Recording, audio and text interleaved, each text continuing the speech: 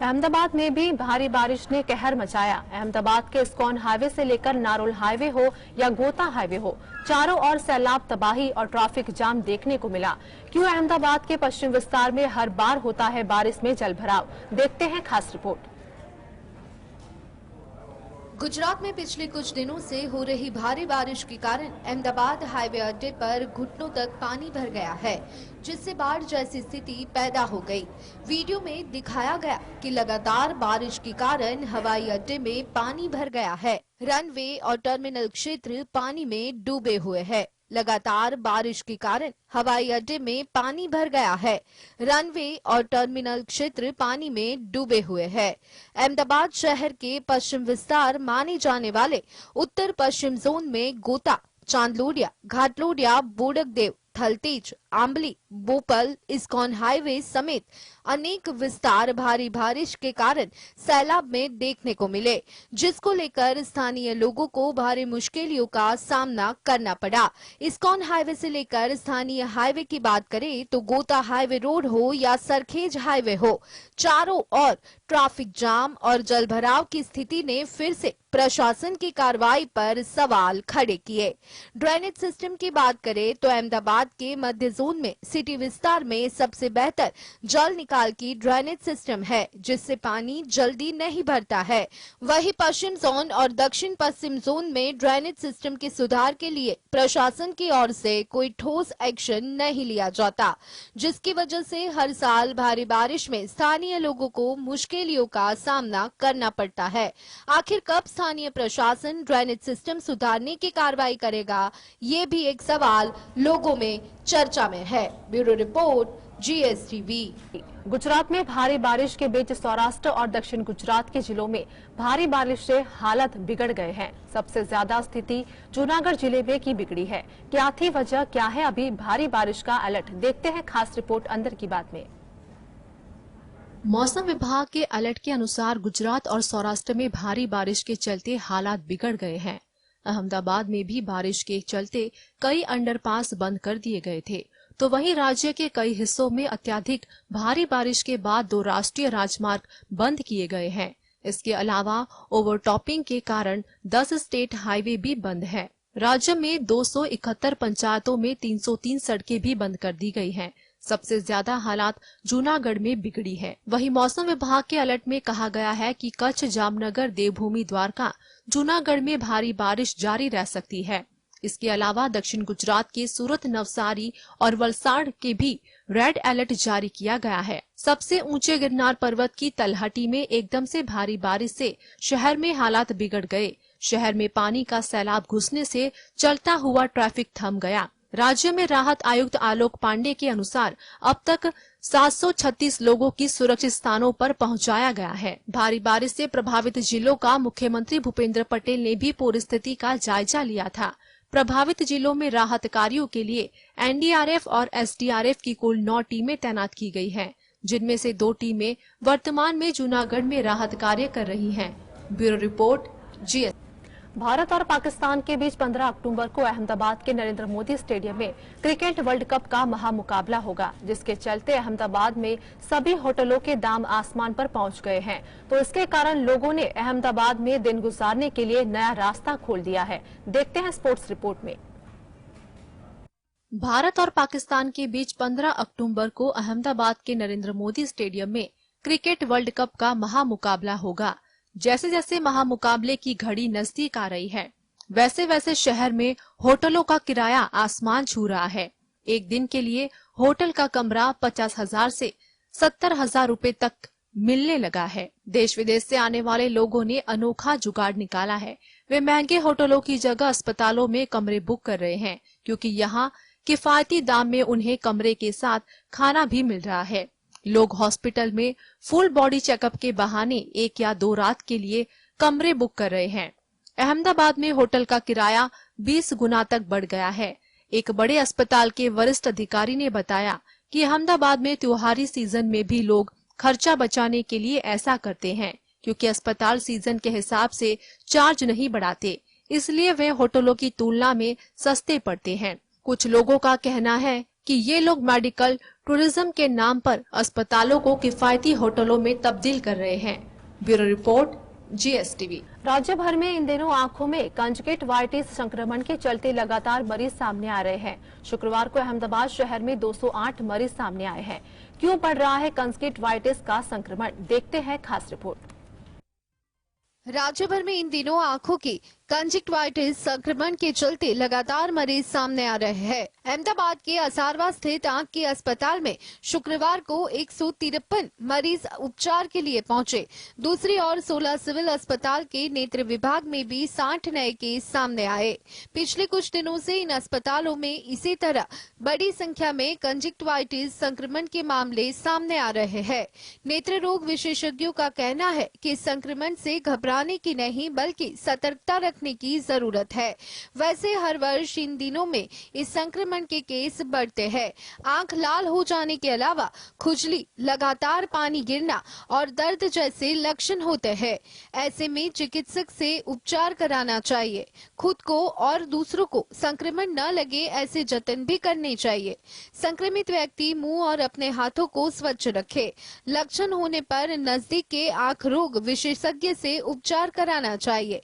संक्रमित व्यक्ति की वस्तुओं जैसे रुमाल, तौलिया आदि का उपयोग दूसरों को न करने दे। आंखों की सुरक्षा को लेकर चश्मा पहनना चाहिए। मरीज के सीधे संपर्क में आने से लोगों को बचना चाहिए ताकि दूसरों को ये संक्रमण न लगे। इसके अलावा भीड़-भाड़ वाली जगह पर जाने से भी बचना चाहिए। Bureau report, GSTV। नागपुर में महिलाओं को निर्वस्त्र कर उन्हें सड़क पर घुमाने की घटना सामने आने के बाद से हालात और तनावपूर्ण हो गए हैं। महिलाओं ने घटना के विरोध में प्रदर्शन किया। इस दौरान उनकी पुलिस ने झड़प हुई। वहीं महिलाओं के साथ ऐसी हैवानियत करने वाले 5 आरोपियों को अरेस्ट किया जा चुका है। घटना को लेकर मिजोरम में रह रहे मैतेई लोगों को राज्य छोड़कर जाने की धमकी दी जा रही है। आखिर क्यों, देखते हैं खास रिपोर्ट अंदर की बात में। मणिपुर में महिलाओं को निर्वस्त्र कर उन्हें सड़क पर घुमाने की घटना के बाद से वहां हालात और तनावपूर्ण हो गए हैं। इस घटना को लेकर महिलाओं ने इम्फाल के गारी इलाके में जोरदार प्रदर्शन किया। उन्होंने टायर जलाकर आगजनी की कोशिश की। इस दौरान उनकी पुलिस से झड़प हुई। वहीं महिलाओं से दरिंदगी करने वाले एक और आरोपी को गिरफ्तार कर लिया गया। पुलिस अब तक 5 लोगों को पकड़ चुकी है।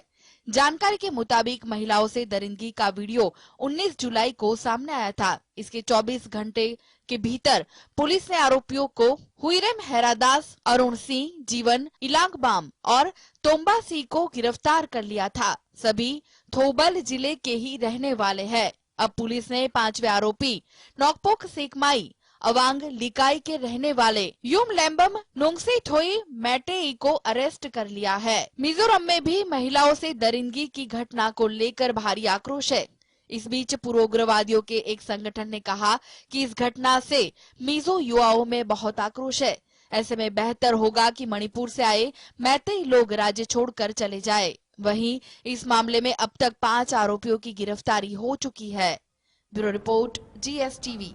मणिपुर मामले में जब प्रधानमंत्री ने चुप्पी साध रखी थी तो विपक्ष इसे लेकर लगातार उन पर हमलावर हो रहा था और अब जब इस मामले में पीएम मोदी का बयान सामने आया है तो इसे लेकर भी राजनीति शुरू हो गई है। इस पर आपने पीएम पर क्या साधा निशाना, देखते हैं खास रिपोर्ट। राजधानी दिल्ली का राजनीतिक पारा एक बार फिर से गर्माता नजर आ रहा है। वैसे तो आम आदमी पार्टी केंद्र की मोदी सरकार पर उनके अधिकारों में हस्तक्षेप का हवाला देकर अक्सर आरोप प्रत्यारोप की राजनीति करती रहती है, लेकिन इस बार मणिपुर मामले को लेकर आम आदमी पार्टी ने पीएम मोदी और बीजेपी पर कुछ ज्यादा ही आक्रामक रुख अख्तियार कर रखी है।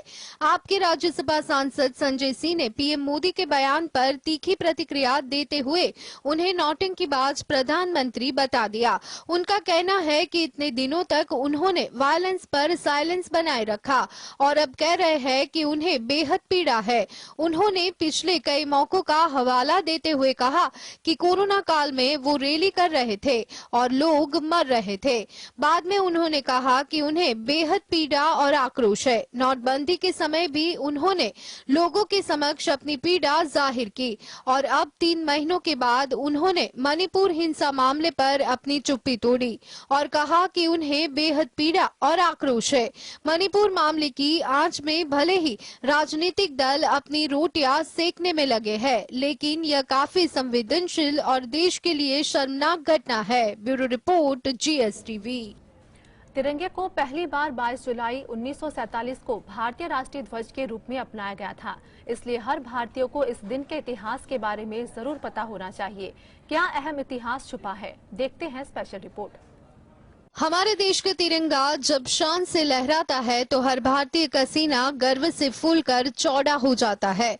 यह पल गर्व से भर देने वाला होता है। तिरंगे को पहली बार 22 जुलाई 1947 को भारतीय राष्ट्रीय ध्वज के रूप में अपनाया गया था।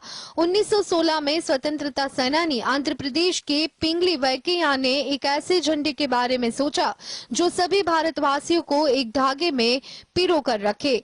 उनकी इस पहल को SB बोमन जी और उमर सोमानी का साथ मिला और इन तीनों ने मिलकर नेशनल फ्लैग मिशन की स्थापना की। पिंगली वेंकैया ने सबसे पहले जो राष्ट्रीय ध्वज डिजाइन किया था उसमें लाल और हरे रंग की पृष्ठभूमि पर अशोक चक्र था। 22 जुलाई 1947 को संविधान सभा ने जो तिरंगा देश के राष्ट्रीय ध्वज के रूप में अपनाया गया वह पूरी तरह से अलग था। झंडे की चौड़ाई और उसकी लंबाई का सरकार द्वारा निर्धारित अनुपात 2 से 3 है। सफेद पट्टी के केंद्र में एक गहरे नीले रंग का पहिया होता है जो चक्र का प्रतिनिधित्व करता है और इसमें 24 तिलियां हैं। Bureau report, GSTV। भारत के विदेश व्यापार महानिदेशालय की एक अधिसूचना के तहत बताया गया है कि भारत सरकार ने गैर बासमती सफेद चावल के निर्यात पर प्रतिबंध लगा दिया है। DGFT के इस फैसले से अमेरिका में चावल महंगा होने का आसार है। देखते हैं बिजनेस रिपोर्ट। रूस के काला सागर डील कैंसिल करने का असर अब दिखने लगा है। भारत की तरफ से चावल के निर्यात को बैन कर दिया गया। इस फैसले का प्रभाव हजारों किलोमीटर दूर अमेरिका में बसे भारतीय पर नजर आया। भारत के विदेश व्यापार महानिदेशालय विभाग का कहना है कि गैर बासमती सफेद चावल की निर्यात नीति को प्रतिबंधित कर दिया है। हालांकि भारत इस चावल की खेप को कुछ शर्तों के तहत निर्यात करने की अनुमति देगा, जैसे कि इस अधिसूचना से पहले जहाज पर इस चावल की लोडिंग शुरू हो गई है। भारत सरकार का यह फैसला माना जा रहा है कि रूस की तरफ से काला सागर अनाज सौदा कैंसिल करने की वजह से आया है। चावल निर्यात बंद करने के बाद अमेरिका में भारतीय चावल का स्टॉक करने के लिए दौड़ पड़े हैं।